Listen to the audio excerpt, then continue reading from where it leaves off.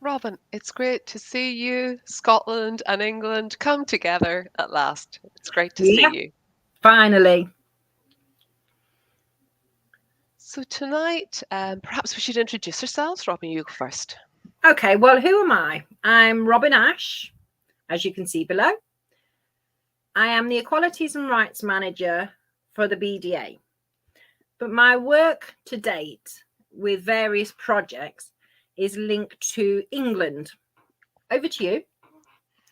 Great. So I am Avril Hepner. I'm working for BDA Scotland, and we've just been funded for a project to do with loneliness and isolation with funding from the Impact Fund Partnership, IFP. So really look forward to this conversation with you, Robin. Yeah, I mean, well done on getting that funding. That is a really important subject to talk about. For those who want to know, the BDA England have been funded recently to do some work alongside loneliness by Scope. And we'd like to say thank you for them to allow this to take part. And I think both of us are very grateful for this opportunity to work alongside the deaf community. We've done much in the past around this topic, so it's great to see something really proactive happening around loneliness and isolation. So that's our topic for tonight. You'll see that that's what we're going to look at. Let's talk about isolation and loneliness. Two words that crop up a lot, but we want to explore what they mean. What do you sign for those yourself anyway, Robin? My sign, when I've been delivering the roadshow, people use various signs, but while I've been delivering this work, I've been using this sign. And I know people have different signs for the Right. word loneliness. Yeah, various signs for loneliness and then isolation. And before we actually get into the topic in more depth, just for the people who are watching us, I think it would be useful perhaps to say that we really open comments in the chat, any questions to come through in the chat. We'll keep an eye on that. We'll see them passing across the screen.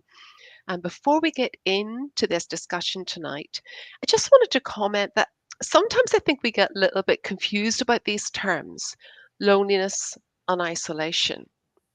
Do they both mean the same thing, or is there a difference? What do you think, Robin?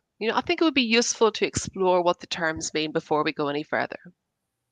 Yeah, that's a very interesting question that you're asking. And there is a lot of confusion about those two words. And they do have different definitions.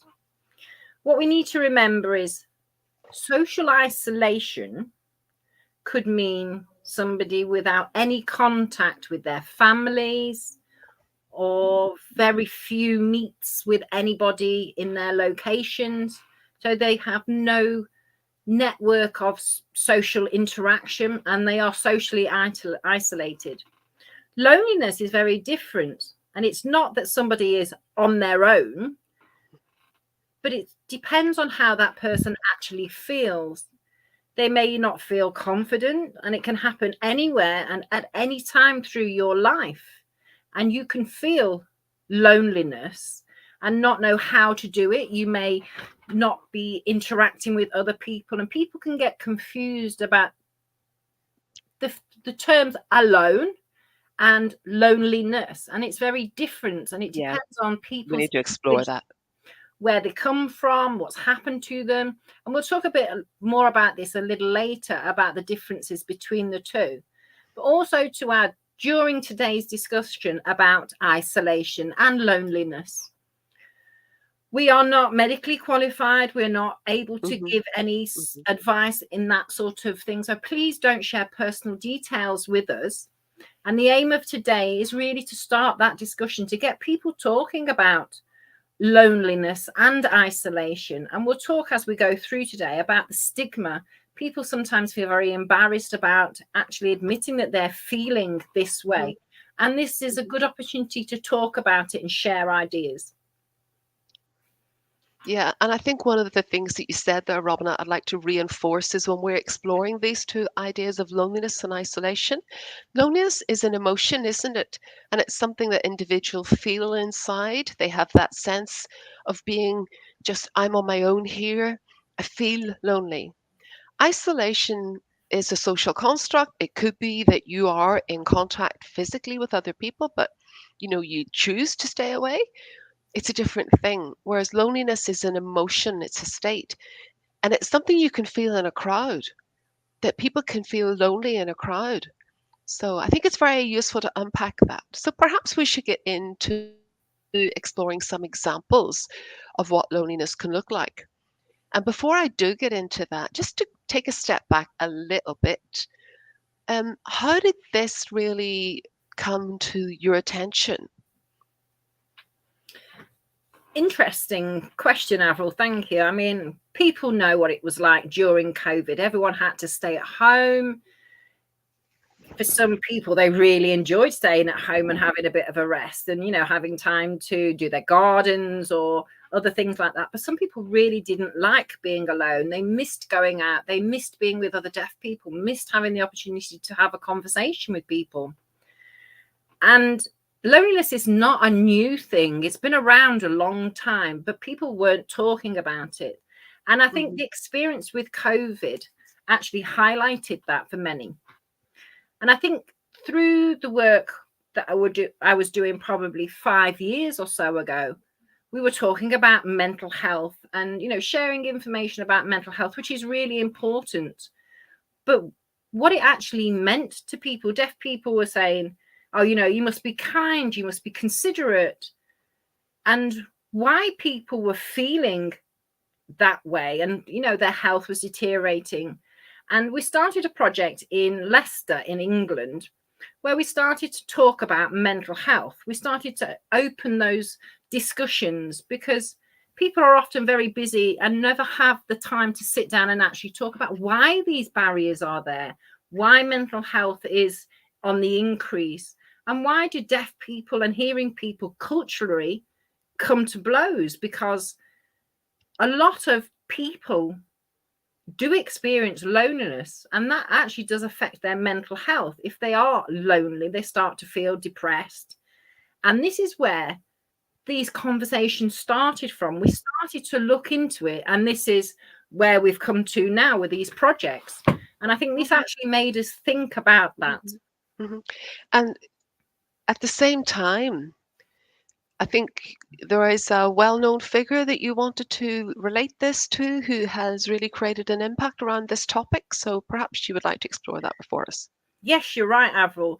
Through the work talking about loneliness, and then obviously COVID hit. But at that point, I felt that there was something more needed to be done. The UK government actually funded a project to really explore this issue, and I would like to say thank you to them to the UK government for allowing this project, because a woman, she was an MP, her name was Jo Cox, and I'll show there will be a picture shown in a moment about who Jo Cox is. Okay, let's have a look at Jo.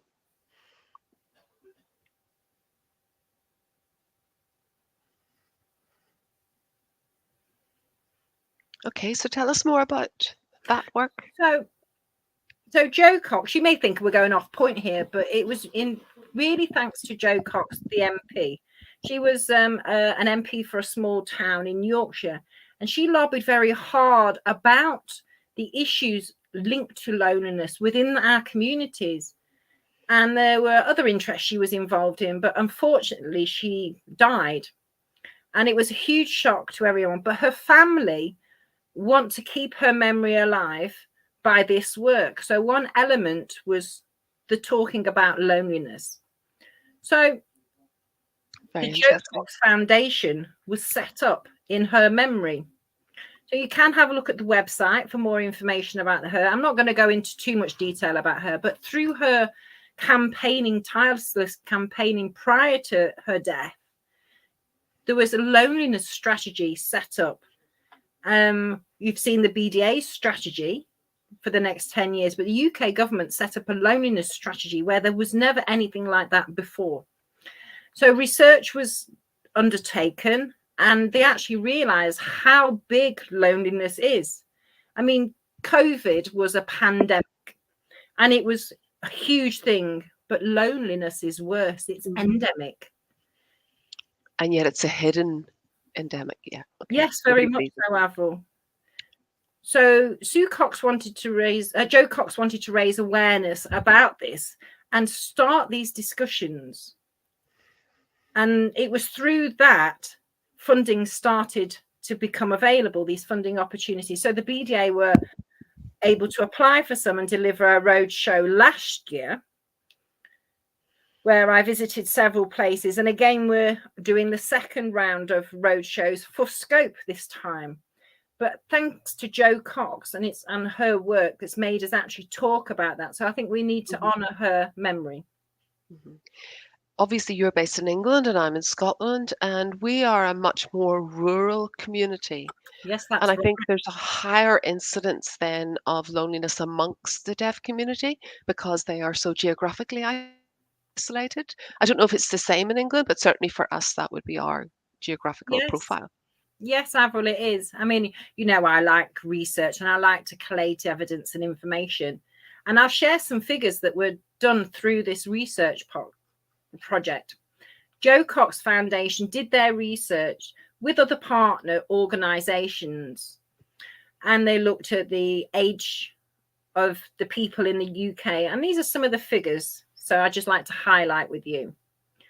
So loneliness. So somebody that's experiencing loneliness, there is actually over 9 million people that have experienced or are experiencing loneliness. Wow.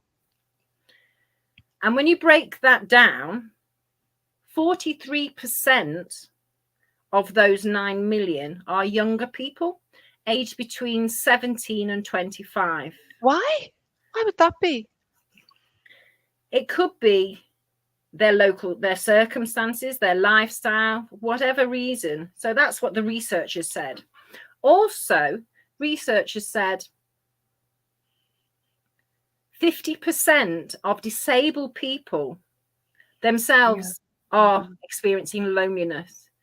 And also, interesting for me, 58% of refugees or immigrants that arrive into a new country that are learning a new language actually experience loneliness. And that was just for London alone.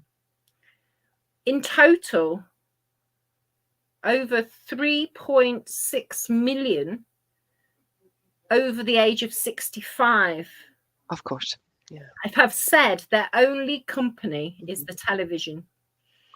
Yeah. So there are other statistics and figures. And one thing I think is really important to highlight is more than 1 in 10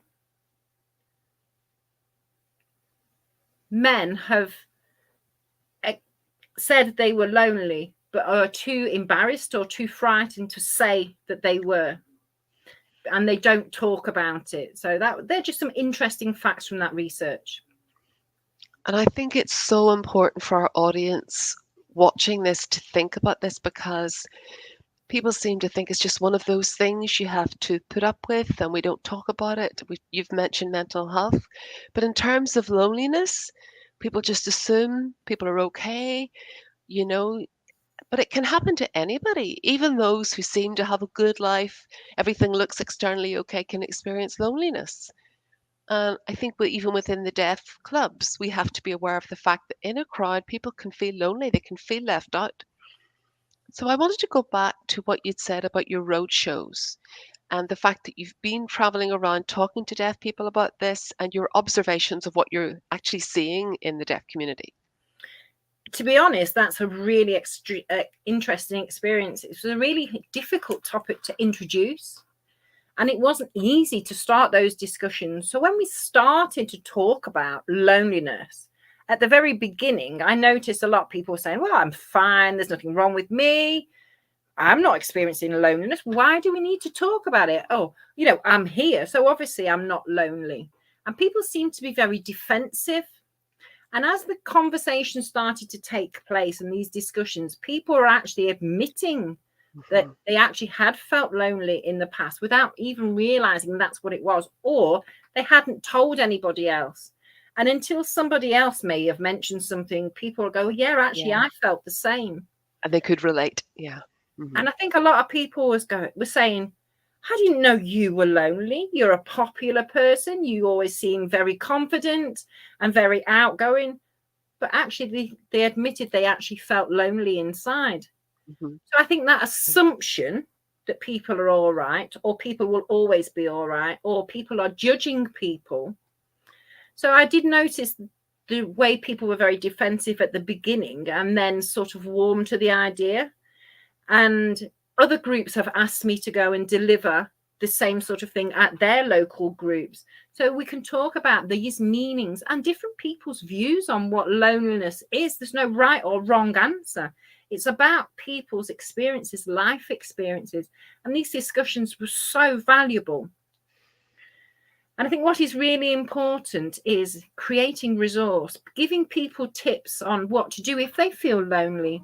Where do they go for help or support? And I think that was highlighted as a gap. So we developed developed resources and are there to support people. And as an organisation, BDA do have that responsibility to look at tackling loneliness within the deaf community and that feeling of being on your own, and that explaining it can happen to anyone. And we need to provide the support and the resources to keep the deaf community together and supporting each other and tackling this whole topic. I'm just wondering, Robin, that, if you and I were to go out to a cafe somewhere, and as we're chatting, notice someone sitting on their own at a table, perhaps with a paper, a cup of coffee, sitting on their own. You and I could see that person and have different perceptions of how they were. How would you see if somebody you saw sitting at a table on their own? A very good question, Avril. I mean, there is a picture of this, which is a good example. But, if I saw somebody sat on their own with a drink and a paper, I may assume that they're lonely. They have nobody at home, nobody to talk to. Mhm, So they come out mhm, to mhm. try and catch, some incidental conversations with somebody else that's in that cafe.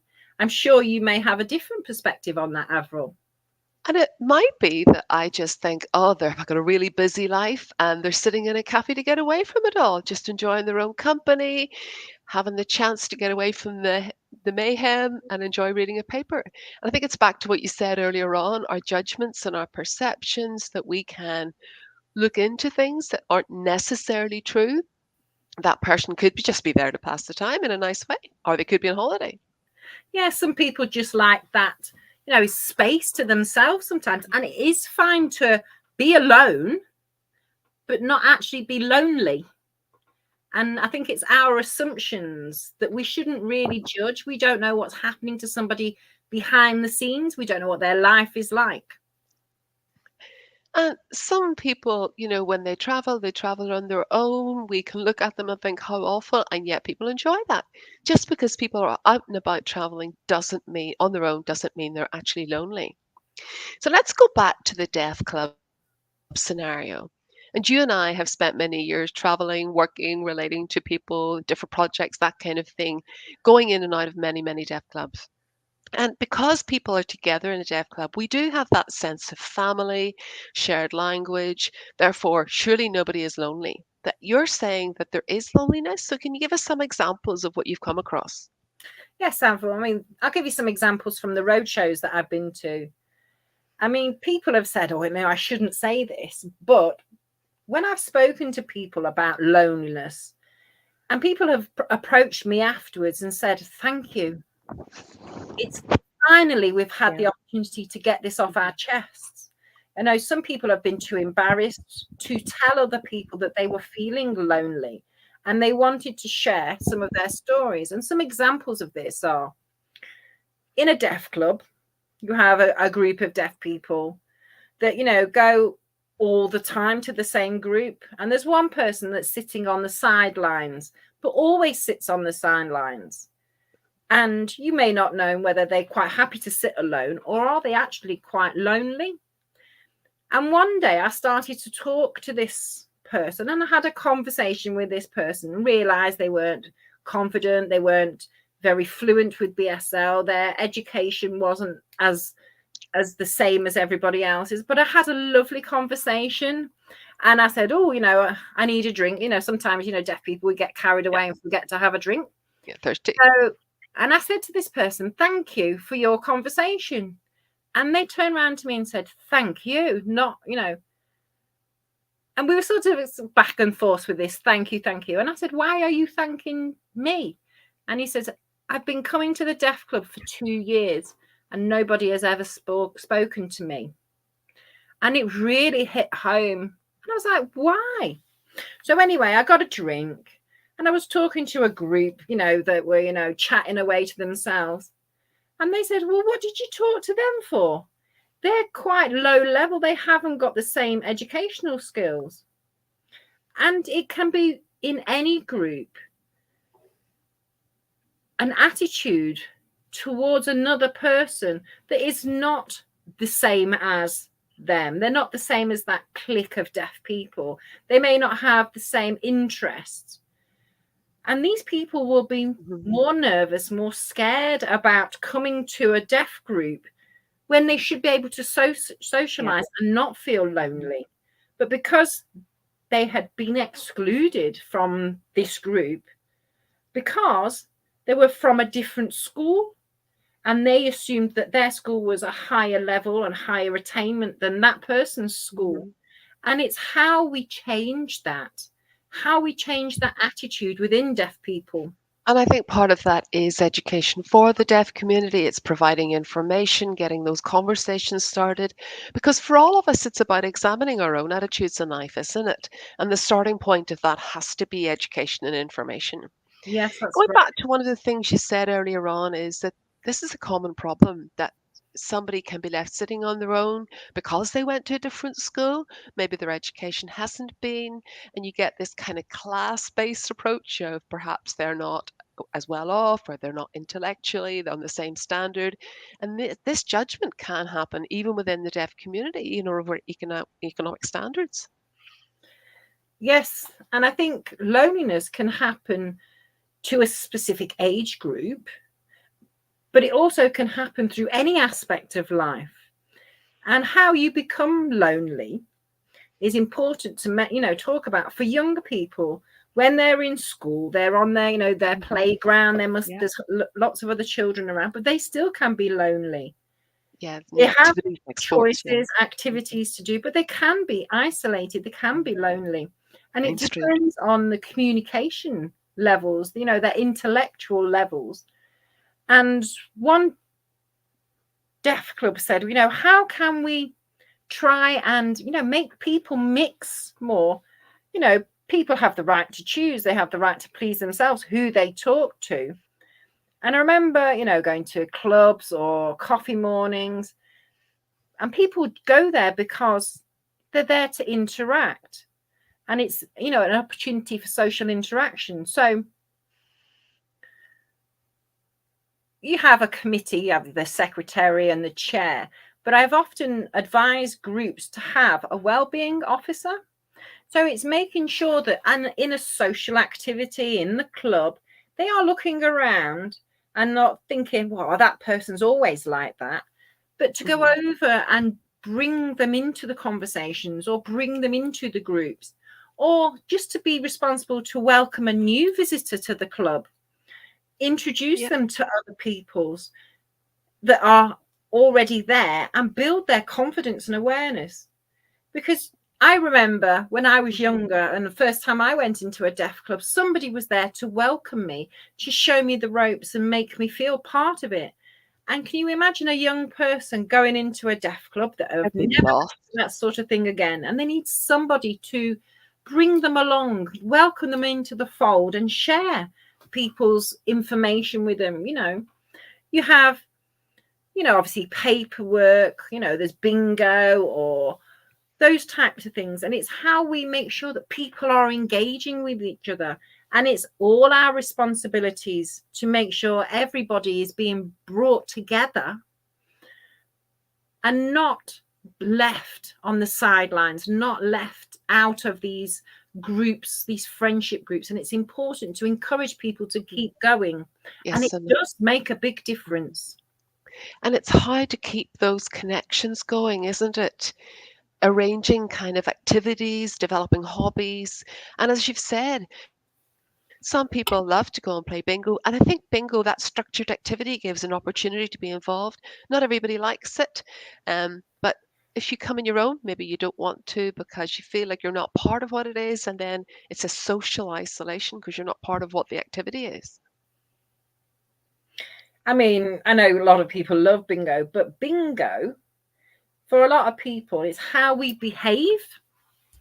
People save seats for their friends, or they have a certain clique, and that affects other people that are lonely because Yeah, they're sent to the back of the room or they're sent to the sign lines. And one group asked me and said, well, how can we change this?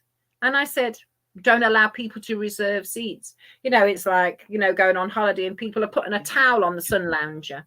Don't reserve seats. I advise you not. And I think it was a grand bingo. People had a number that was yeah. given at the door, and Hmm. that seat was their number. And actually, people were getting quite annoyed about that because they wanted to sit with their friends. And we were saying, well, why?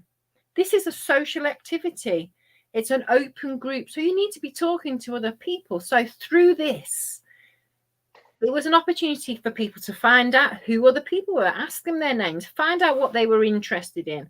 And those people that were feeling more lonely, by the end of the night, had the biggest grins on their face because they'd actually had a conversation with people. And it wasn't about the bingo, it was about how people interacted. And for some people, it's like, well, if I do feel lonely, what should I do? And it's being part of something, being part of a hobby or politics or a craft group or joining an activity, a specific interest group, whatever it is that you like. It can be sports, which means then you're interacting with other people. If there isn't anything that you particularly like, why not set up your own group? There was a group that Yeah, people activities that outdoors. loved going walking, so they set up a walking group. Hmm. Great. So we can do that. We can arrange things to bring like-minded people together. And there are lots of activities people can do as a group. Being creative about it and thinking through that, and also thinking about perhaps some people have mobility problems and therefore their opportunities are restricted and then they're stuck, and then they can become, and being creative around options for them, maybe offering to give them a lift to bring them along to the deaf club so that they keep, or else going out to them and visiting them. I mean, I think about the forgotten community sitting in the care homes who get so lonely. It can be horrendous. And they're often individuals who were the life and soul of the deaf club. But once they go into a care home, they get forgotten about, and our responsibility to go out and visit them as well. Yeah, one example, when I was doing my travels in England, one story was one person who was a very stalwart committee member for many, many years. It was part of the opening of the deaf club, but unfortunately in later life became ill. If he hadn't have been, he would have probably carried on, but he had to step down and ended up having to move into a care home and had no visitors at all. Oh, But what is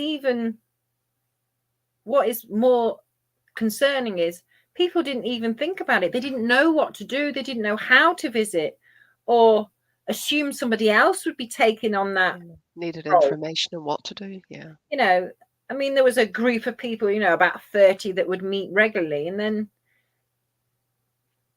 they were saying, well, where's the rest of the deaf people? Oh, the other organization is sorting it out for us. And they're saying, well, we can't do everything, so we're leaving it to other people to do. And I think it's taking responsibility. If somebody who's been a regular member stops coming, then check on them, find out what's happening to them. And this is what I found.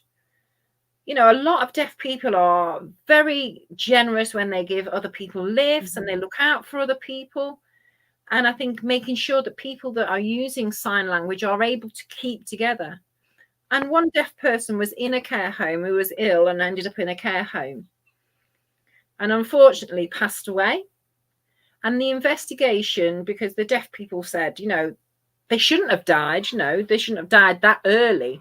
And ultimately, it was found out that he should have lived longer than he did, and he died earlier because he was lonely, because there was no Yeah, communication.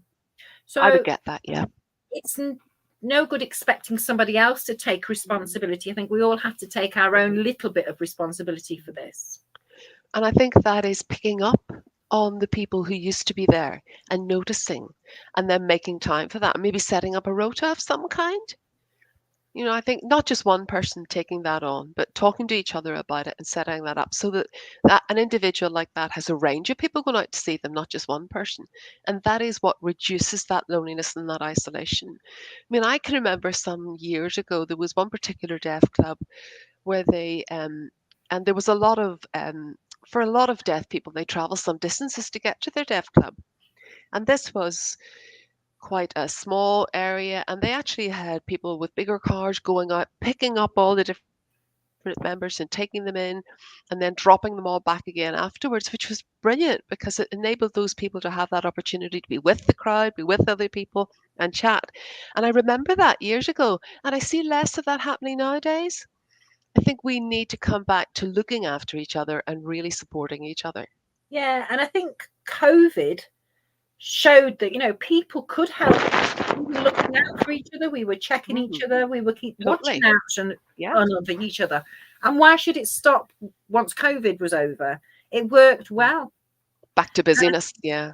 yeah, and I think just people say life gets in the way, but I think we need to keep talking about this. And I think for some people who are feeling loneliness, they actually need to tell somebody. They actually need to say, well, I'm lonely. And it is fine to admit. I know it's hard to say It's that very hard. Very because, hard. you know, some people will say, well, I never even thought you were lonely, or I didn't know. And if you actually can say you're lonely, then your friends or your family can help you to try and reduce those feelings, to try and involve you in activities. And there are some tips that I'm going to give a little later. But the first step is actually to say that you're lonely. Don't feel embarrassed by it, because there are so many people that are feeling the same way. And it is Mhm, fine to say that. mhm. And Robin, I was thinking about this and thinking that if somebody is very lonely, it can lead to all sorts of other physical symptoms around problems with sleeping, overall physical ill health. Because if you're that, then you tend to get into bad habits, perhaps smoking more, eating unhealthily, because you're trying to overcome those emotions. And I think that's where it's important for people to learn to approach someone else when they're not feeling good and to raise the topic of why they don't feel good. So I wanted to ask you, Robin, have you any personal experiences you can share with us about loneliness in your own life? Well, yes. Through my travels, I've shared my own personal experiences of feeling loneliness.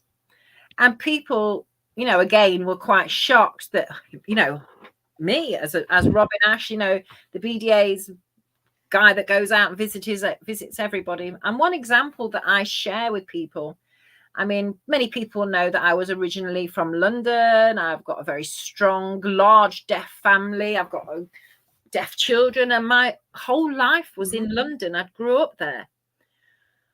But when it came to my children's education and their access to deaf schools, I ended up having to move to Derby.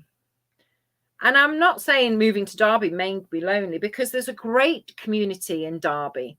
But when I first moved to Derby, I didn't know anybody. I didn't know who that deaf community was. And myself and my whole family felt quite lonely when we very first moved to Derby, because in London, I knew where I was going, I knew who all the people were. And actually, it wasn't a very nice feeling. Fortunately, two deaf people came to check on us. They Oh, knew me amazing. through my work, and they actually visited my house to check that I was okay. That's And then great. we had a conversation, and that actually did lift my mood. They gave me some tips about where to go, what to see, where the deaf club was. And I didn't know where I was going. So they went along, So they made the effort with you. and they actually made me take that step forward. I had to make that move myself, make that move forward myself. And when I first went into Derby Deaf Club, I can remember the first time walking through those doors, I was petrified because I didn't know those people there. And I walked in and I bought a drink and I felt so lonely, even though I was in a crowd of people. And there were people there that were welcoming me in, they were introducing me to people, they were talking to me and made me feel a part of that. And now we need to think about how we do the same for other Yes. people that move to a new area. I think we need to be more empathetic to others, don't we, and realize what it's like to actually move to a new place. And I think when I did move, I was lonely, but people can feel lonely through different aspects of life. I mean, it's not just moving house, and there are other causes of feeling lonely. You know, a lifestyle change that can make you feel lonely, something that happens to you that can make you feel lonely. And you can't say, oh, well, Robin will feel lonely for this reason and Avril won't. Mhm. And it could be short term or it could be long term. Yeah, Varies, doesn't it? it could be a change of job, a change of house, a change of school.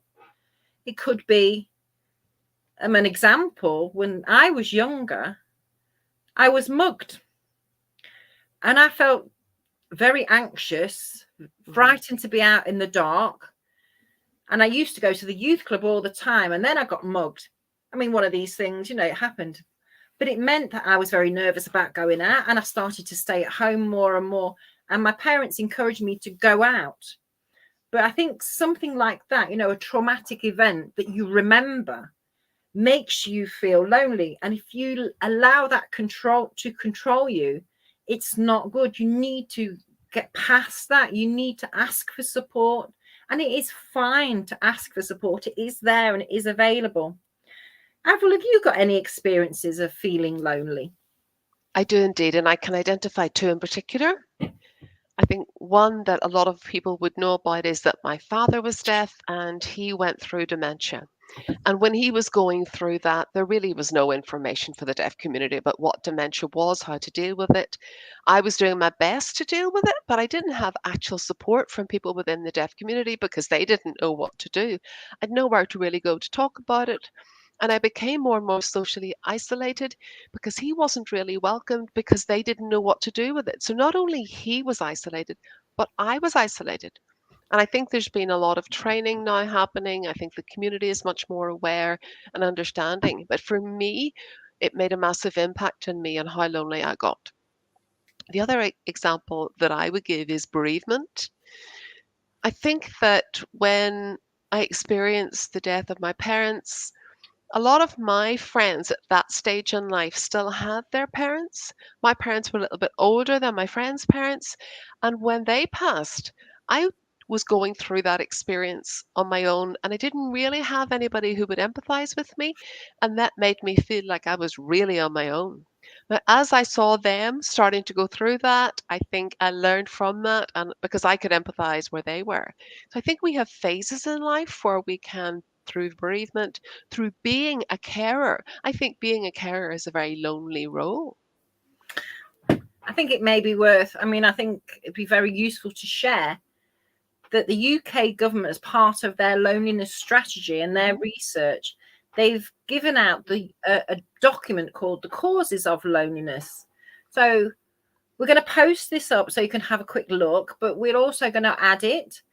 And it shows the different life events that can Mhm. make you feel I think it lonely. would be really good to see that. Yes, I think we should have a look. Let's have a look at that poster.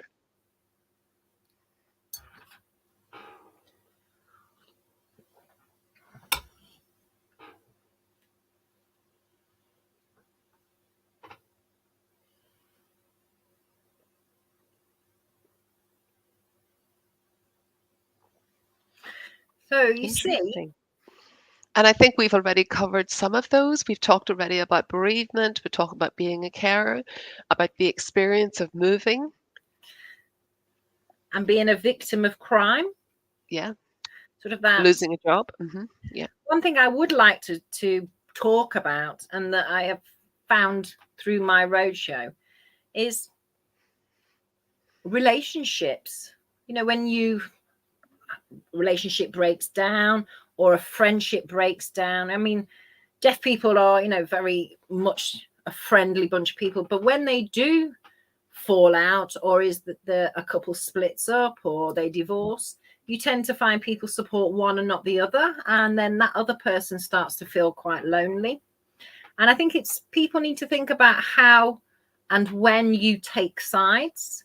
It's not fair to take Yeah, sides. And the for the reason sake of the I'm community. saying this is Mhm. for a lot of people, when they become isolated like that, they don't have the friendships, or they might say, well, they're not my type of person, they're not my sort of friend. So they become more and more lonely.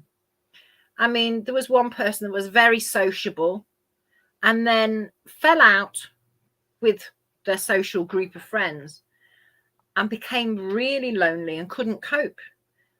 And it affected that person's life. So it's how we are mindful about taking sides when either a friendship breaks up or a relationship breaks up. I mean, I'm not saying you have to be friends with everybody, but it's that being civil to everybody and how that a breakup can affect that Mhm. individual or both. That that's certainly one big cause. And I think if we were looking at the other causes, there would be many. I was wondering if we could look at some solutions, Robin. What are some of the solutions? Because there are many causes, but as an organization, BDA do want to think about providing tips, solutions for people who are going through loneliness and isolation. So, Robin, maybe you could give us some of those to get us started. And I was also thinking maybe I could start the ball rolling by giving one suggestion myself. I think if people are unemployed or don't have anything particular to do, to think about taking on a volunteer opportunity, perhaps working in the deaf club in some way in a volunteer capacity or doing something with animals. Have you any other examples for us, Robin? Through the road show that we've created some videos about loneliness. And what we found is there was no resources in BSL available, which was quite surprising. And I've mentioned this to the UK government. When they gave that sheet out, I said, is it in BSL? And there was nothing, which I was quite surprised to see. So the BDA created a definitions video. So the definitions of loneliness. And at the end, we will show you, I mean, it's worth, this. I mean, you may forget, but they will be at the end. So it's worth having a look at those if you get a chance. Another one was how to cope if you feel lonely. If something happened to you and made you lonely, how would you cope? And how you can reduce feeling lonely. And there are lots of different Give us an example. organizations that have information, but people are obviously not sure about telling somebody else that they feel lonely, and that is the first step. It's taking that first step. Go to your GP, go and tell somebody else, because they may have access to Mhm. information, they may have things that would Signposting. help you feel less lonely and then take you out of that. Also, it's important to talk openly about why you're feeling lonely. Maybe your life changes for whatever reason, and you need to go back a little and find out what it is that's actually changed in your life. Is it that somebody close to you has passed away, or you've changed job, or some change in your life that's made you feel that way? And sort of giving yourself some sort of interest to aim Mhm. for and do. Mhm. I mean, if you're interested in, you know, doing some sort of craft work and somebody else said, well, oh, that's silly. But if you enjoy that, ignore them and carry on and do it. There may be a group that creates like little ships that you want to make, or there's Facebook groups where there's discussions that you can join in on, watch and find out what's going on and comment on specific types of techniques if you like. And I think the way technology is nowadays, there's so many opportunities to join in different groups. One of the things I heard about recently was there are Lego I've groups. seen that. I know, Lego. And, then, you can go out and buy a kit and you can go online with a There's group and show it to other gardening people. groups and there's lots and lots of groups. If there isn't one, nothing to stop you setting up your own. I think also what's important is having that connectivity. Yeah. Don't feel that you've got to stay on the outskirts. Make the effort and try make those connections. Try and talk to other people to reduce those feelings. Because if you don't go to, a group or a gathering, and some people maybe Yeah. don't Although, join the group anymore. They may have had a bad experience and stay away from the clubs. And one example, one person said they wouldn't go to the deaf club because they had felt a victim at some point. But they weren't going for a particular person being there and didn't realize that person had moved on. So it's taking those first steps.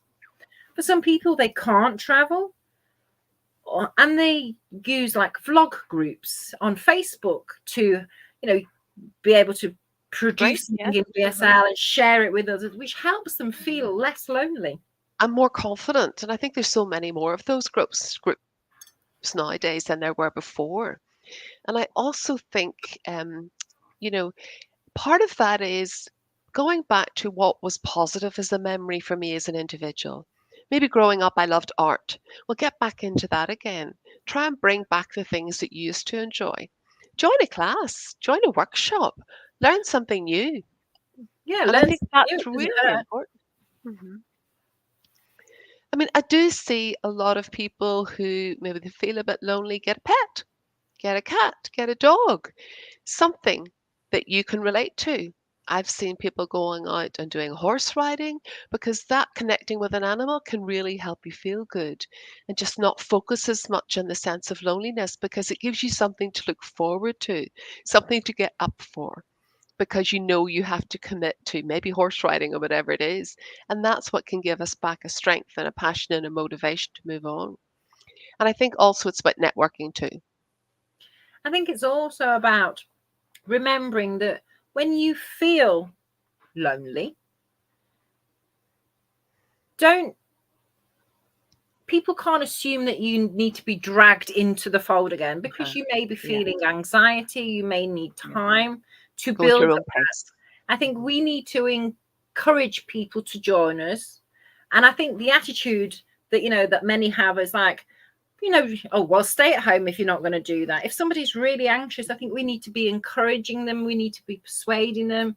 If they haven't been for a long time, there is an ingrained fear there, maybe to go and join a smaller group before they come back into the bigger group, or somebody Mhm, goes to the club and comes back and tells them what's happened, just mhm, to whet their appetites again, share stories, share what's happening within the deaf community, to give them that confidence to rejoin.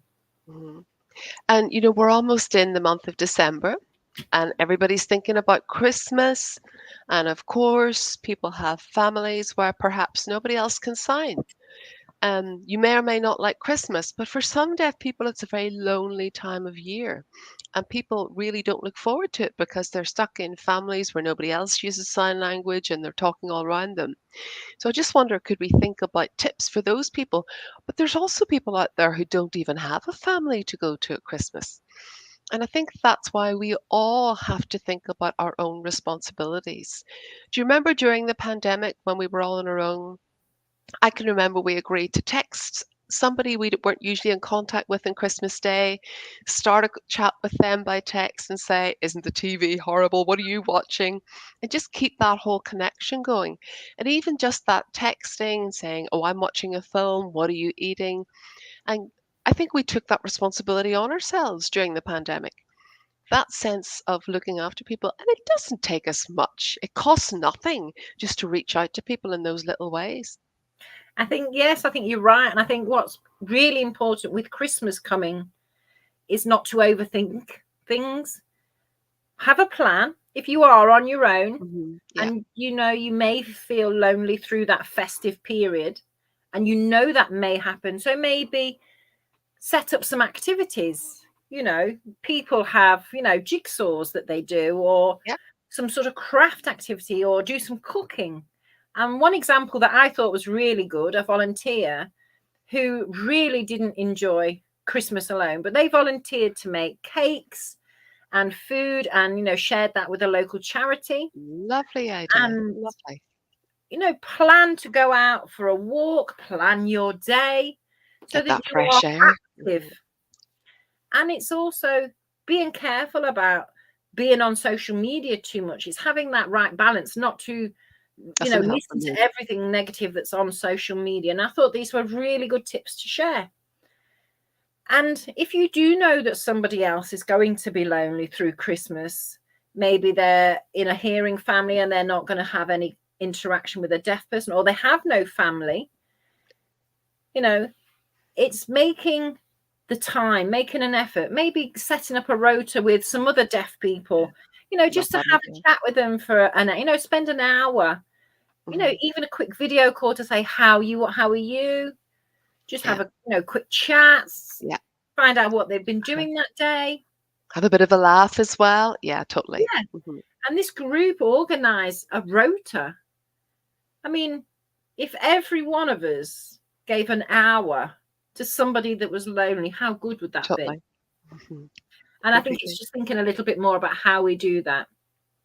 I'm just looking at the comments coming in, and there's a really nice one here from Sally Work, and just saying that when she became a new mum to twins, they were both premature and stayed in hospital for a long time. And her family and close friends were really supportive, but she still felt lonely because nobody understood how she felt.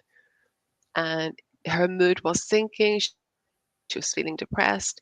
But if she hadn't had the support from the professionals, families, and friends, and it's really important to realize that no matter how small or big, that support is crucial and can make such a difference. Sally, thank you so much for that comment. What a fantastic example. At a time in your life when everybody assumes it's all wonderful, actually having a young baby can be so difficult. I think, thank you, Sally, for that, sharing that with us. I mean, I'm a man, obviously. I don't know what it's like to be a mother. And I think what you've said is really important there, that sort of feeling alone. And even though you have family and friends around you, when you become a mother, when you become expectant, maybe before that you have been socializing more, you'll have been in work, you'll have been doing things with your work colleagues. And then after having a child, you Hmm. can't do those same things. You can't Massive go and change. do whatever you want to do because you have that responsibility of looking after a child. And even though the family's supporting you, you can still feel lonely. Yeah, I mean, in totally. hospital, it can be a very lonely experience. And through the work I've done over the years, interestingly, deaf people that are on a ward for whatever reason, an operation or, giving birth, tend to stay longer than a hearing person. They tend to be discharged earlier because of the lack of access to interpreters, lack of access to information. They're Hmm. having no conversations, so they become more isolated. So that Frustrated as hinders well. their Yeah. recovery. And you see, hospitals now have lots of volunteers that go round, that show you the way round. But why isn't there a deaf person being a hospital volunteer? And we can have, one example. I mean, I have a kidney complaint, and I had to have an operation, and I got very bored in hospital. I'm not one of these that likes to sit around. So I went round the hospital having a nosy and found 4 deaf people on various wards. And a bit naughty of me, but I went in and just to be a bit nosy because I knew that people was there, and one person had been there for 6 months and nobody knew that they were there. And luckily I found out and I managed to let somebody know so that they could get the right support, they could get interpreter support. And I think I really strongly encourage deaf people to be volunteers. Volunteer, it's a really important thing to do. Even if you just give an hour to talk to somebody that's just had a baby, or just to share some news with, a person that's living on their own. It's a really rewarding activity as well, volunteering, I have to say that. Sally, I want to come back to something that you raised there. It was such an excellent point that, and I think it shows a lot of self-awareness. You've had to think through that. You know, even with family and friends supporting you, you felt lonely. Isn't that interesting? The support was still there, but loneliness is an emotion. It's something that people feel, it's something they have to work through. And even with the support, you still have to address that and deal with it and face up to it. I think it's important that patients in hospitals are still not having the same access. You know, there isn't subtitles on all the channels on the television. It's not having somebody there that can sign all the time, but it's having access to some sort of communication. It's having access to the banter that takes place on some of the wards. And it's being involved, it's being included, Yeah. and not feeling excluded and isolated. And that inclusion is a really important thing. And it's how to improve that within hospitals to stop it happening to other people. Hmm. Yeah. So Hmm. if Sally can share that, I think it would be really helpful and raise some awareness as well. I think that's why it's so helpful to share experiences. I'm sure a lot of people out there can relate to that as well, because these are life experiences that lots of people will be able to relate to. And one of the things I was thinking about, Robin, as well, is that we have already discussed a little bit some of this, but I really wanted to stress that loneliness can affect people at any age in life. It's not just something that's for older people, it can be anybody, That's true. school age. And I think we need to keep our eyes out for this and just be aware of the fact that it could be the younger people we come across. One of the things that I've picked up on is that even in the workplace, people can feel isolated. People can feel lonely in the workplace. They can be surrounded by colleagues. And sometimes I think we just need to make more of an effort with each other, have a bit of small talk so that we check in with people, that they're not feeling really isolated or feeling lonely. It's an ongoing thing. I think when you're going to work, you could be sitting on the bus and, you're beside somebody and then you get off. And if somebody comes over and sits beside you in the bus and just says hello, it makes you feel good because somebody smiles at you. It's like human acknowledgement of somebody else waving at us, saying hello, walking through the park, having someone just saying something. It's that. And that human connection, that element to life is something that's so important for all of us, isn't it, Robin? I think you're right, Avril. I mean, it can happen to anybody of any age. And I think we assume people are all right. We may assume a young person is fine. I mean, I can remember one young person that was in a deaf school, was perfectly fine when he was at school, very active footballer, very good scorer. But when he went home, he was so lonely because he couldn't communicate with his family because they were a hearing family. And because they couldn't sign, he was getting frustrated. I mean, he was absolutely crazy about football. And he wanted to go to an after school club near where I live, but he couldn't participate in that because he was deaf and there was no interpreter, no communication, and they wouldn't allow him. And the risk of him becoming more lonely, more isolated was really high.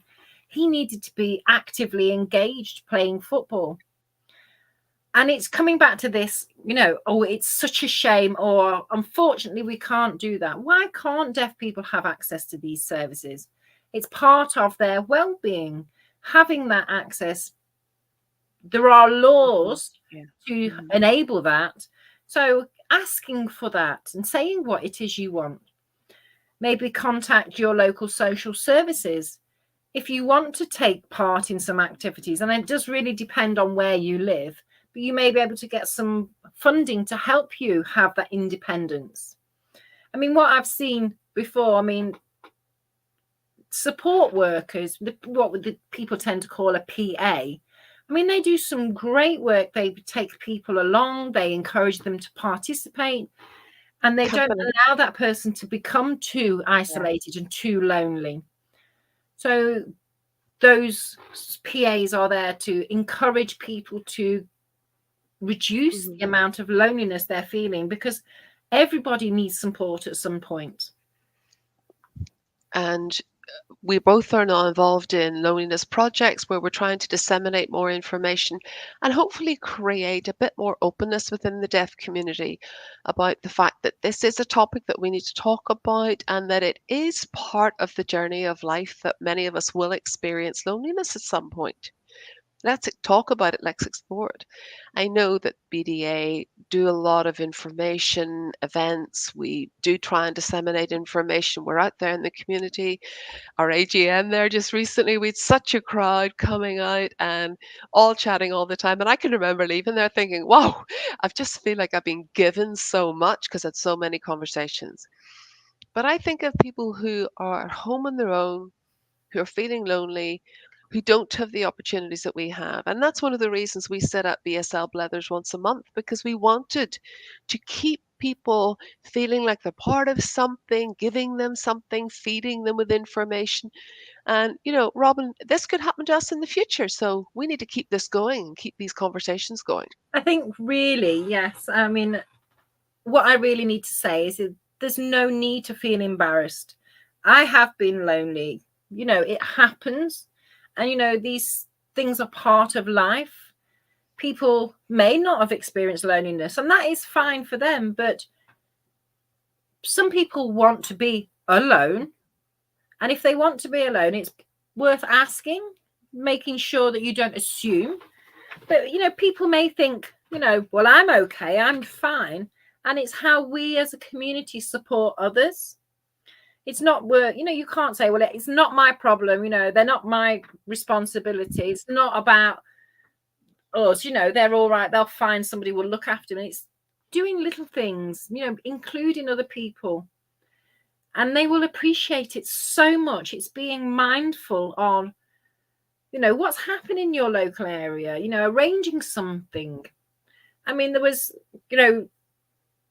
maybe there isn't a group to attend to in that local area, but maybe, people tend to have a select group that they go for a drink with, but forget others are lonely. Maybe make more of an effort to make new friends, bring them into that fold. I mean, sports is a really good way It's of crucial. interacting with other people. And if somebody is interested in a particular sport, I mean, I'm not a sporty person myself at all. I'm absolutely hopeless. But you can share spectate. information. You can tell them where to go. Share that to help increase people's understanding, knowledge of what's available. And I think it's all about helping each other. And I think the deaf community is like a big family, and we should be looking out for each other. And I do think it's just a fabulous community. So many amazing people out there that we all need to look to each other. We've actually gone over an hour now, Robin. That's been such a Wow. lively discussion. And in summary, any last few tips that you'd like to share with people for those who are watching? Any last comments, tips, ideas? I think really following Joe Cox, the MP, and it's talk about it. I mean, obviously we're going to be signing, we're going to be using sign language to talk about it. Check on people, check people are actually okay. People, I'm more than happy for people to check on me to see if I'm okay. I'm always very busy, but please, nobody, feel that they are not able to check on another person.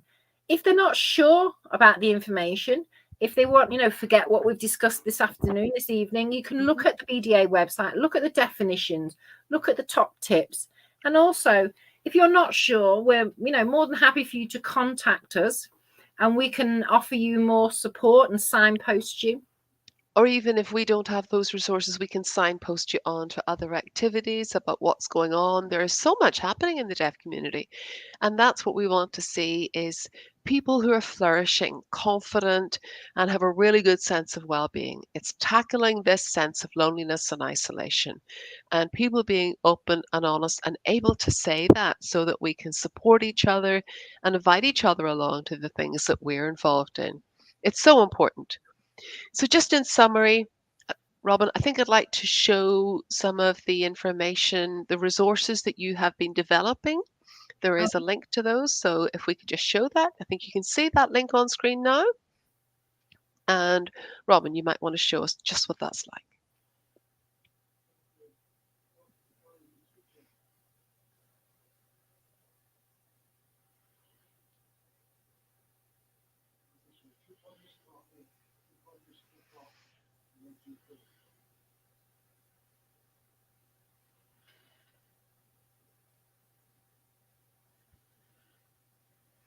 So, I mean, these are not finished, you know. I mean, this is with great thanks to the UK government that has enabled us to do that. And now with Scope, with this funding, we will be creating more videos, but it's important to ask the deaf community what it is that they want to see. So, as part of our roadshows, we've been asking what they want. And people have said, you know, they understand what it is to be lonely now, but there isn't the resources out there to support them. So BDA England are going to create some signposting information. So if people are continually feeling lonely, and thanks to Scope, we're going to be creating these. Also, we're going to do some live stream interviews on how groups have set up to make themselves feel less lonely. So we're going to be sharing that in the near future.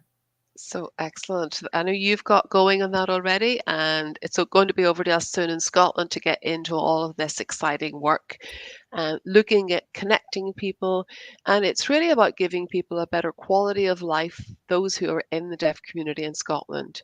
So I'm really grateful for the partnership that we have, Robin, and the fact that we can share resources, share information, and get this message out there.